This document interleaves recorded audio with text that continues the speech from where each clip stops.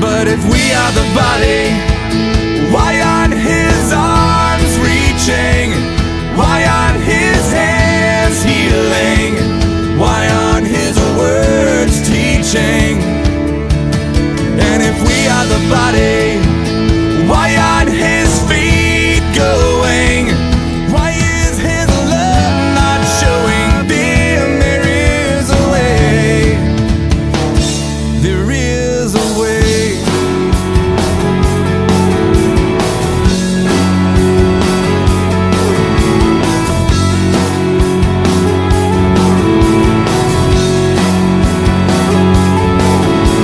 A traveler is far away from home.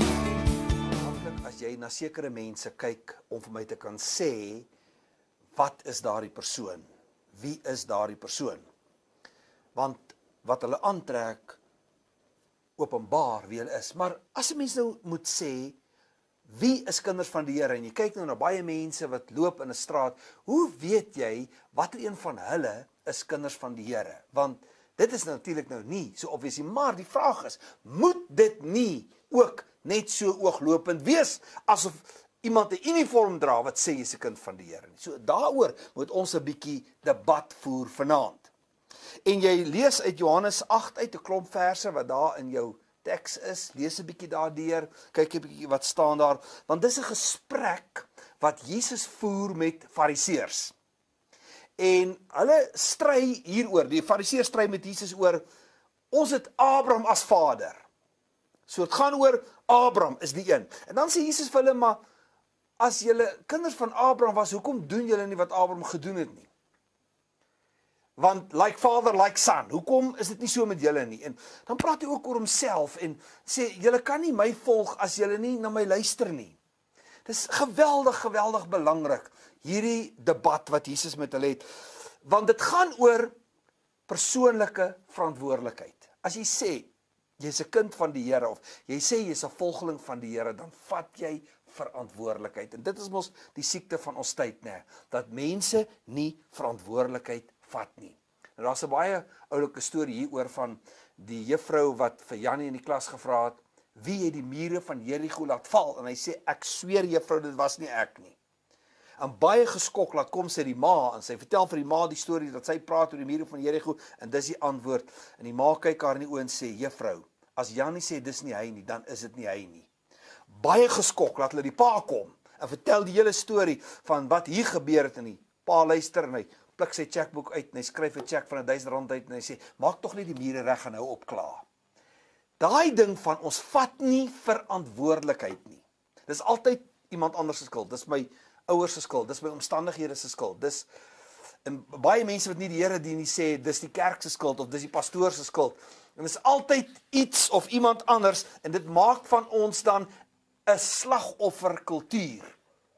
En iemand het gesê as jy slagoffers maar net jammer kry, dan sluit jy hulle eintlik toe en gooi die sleutel weg.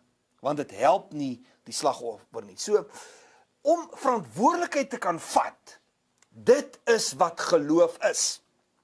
As ons sê dat ons kinders van Abraham is en dat ons die dinge moet doen wat Abraham gedoen het, want ons wil graag deel in die beloftes wat Abraham gekry het, maar ons wil nie lewe soos hy geleef het nie. En Jesus vat dit verder en hy sê, julle moet my woord gehoorsaam.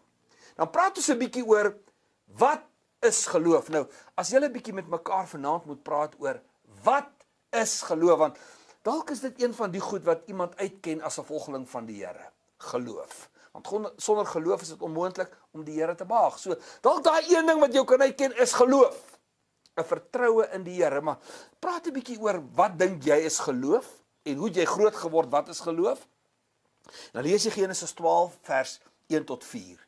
En as jy klaar Genesis 12 vers 1 tot 4 gelees het, dan vra jy weer, wat is geloof? As jy na daai paar verse kyk, waar word geloof gebore?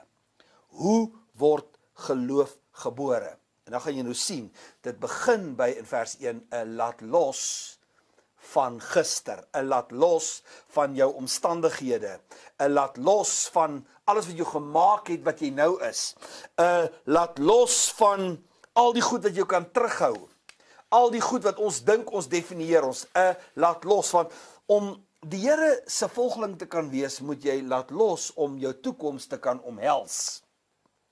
En dis wat die Here vir Abraham sê, ek het groot planne met jou, maar laat los. Ek wil jou seën, maar laat los.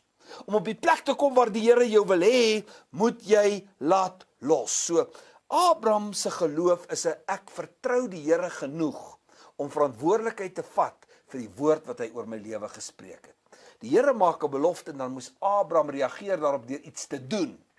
Hy moes beweeg en hy beweeg in 'n blinde geloof. Hy beweeg dat hy maar net die stem van die Here, dis al wat hy het. Hy beweeg net daarop. Hy beweeg op daai woord wat hy van die Here het. So geloof is dan om die Here se woord te vat en te beweeg. En dan vind jy uit wat Abraham uitgevind het. As jy laat los, verloor jy eintlik niks van waarde nie.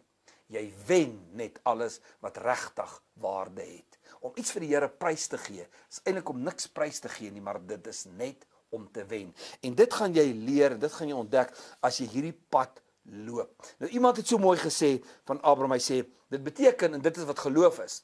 Geloof is to live by his voice. To live by his voice.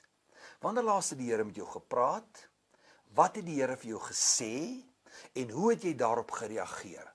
Bespreek dit 'n bietjie, praat bietjie met mekaar daaroor.